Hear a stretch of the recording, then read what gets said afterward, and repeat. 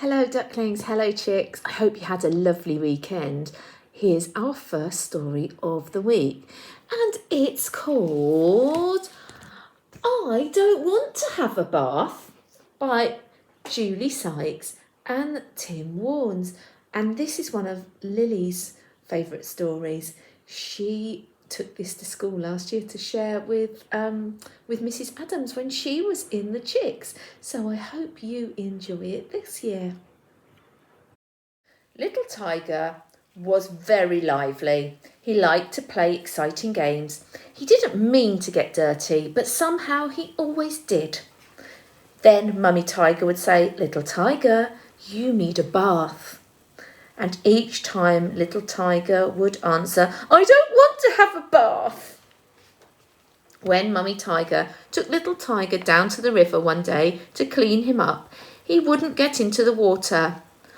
"Bathing is fun," said Mummy Tiger, but Little Tiger didn't think so. "I don't want to have a bath," he cried, and he hurried off into the jungle before she could make him. First, Little Tiger played with his good friend Little Monkey. They climbed up trees and swung from vines. Little Tiger fell off and dirtied his paws. Then Mummy Monkey shouted, "Bath time, Little Monkey, and Little Tiger too." "I don't want to have a bath," cried Little Tiger, and with a flash of his dirty paws, he scurried past Mummy Monkey and into the bushes. Next, Little Tiger went to play with his old friend Little Bear. They wriggled into bushes and searched for ripe berries. Little Tiger got berry juice all over his face. Then Daddy Bear growled, "Bath time, Little Bear, and Little Tiger too." "I don't want to have a bath," said Little Tiger. And twitching his berry-stained whiskers, he scampered past Daddy Bear and down to the waterhole. Down at the waterhole, Little Tiger met his dear friend Little Elephant. They started to fight, and Little Elephant squirted mud all over Little Tiger's coat. Daddy Elephant trumpeted, "Bath time, Little Elephant, and Little Tiger too." "I don't want to have a bath," answered Little Tiger, and shaking his muddy paws, he raced past Daddy Elephant and out onto the grassy plain. Little Tiger called on his new friend Little Rhino next. They charged around in the grass and Little Tiger got grass seeds in his tail. Then Mummy Rhino roared, "Bath time, Little Rhino, and Little Tiger too." "I don't want to have a bath," said Little Tiger, and swishing his grassy tail, he galloped past Mummy Rhino and back into the jungle.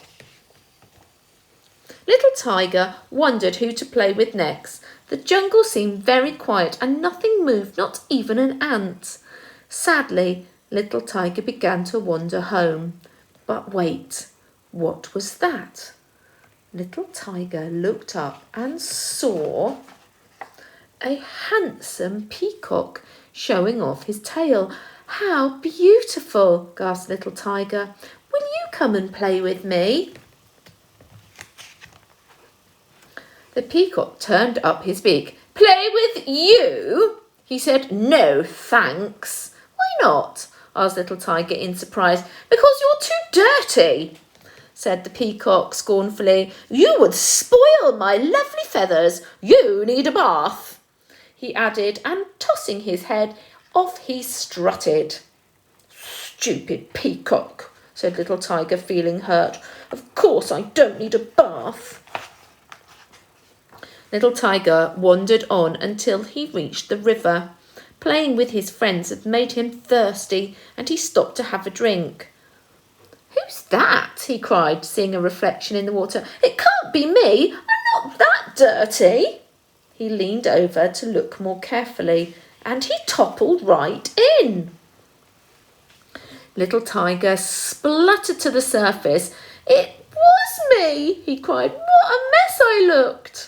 Quickly, Little Tiger began to bathe. He splished and splashed in the warm water. It was fun, just as Mummy Tiger said it would be. Once he was clean, little Tiger climbed back onto the bank to admire his reflection. Wouldn't Mummy Tiger be pleased? Just then, little Leopard tumbled by. "Hello, little Tiger," he called. "Will you play with me?"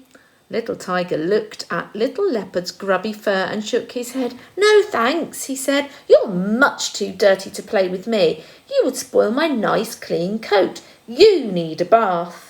And puffing out his silky chest, little Tiger hurried home. Oh, children, well, I'm glad little Tiger did eventually decide to have a bath because he was so grubby, wasn't he?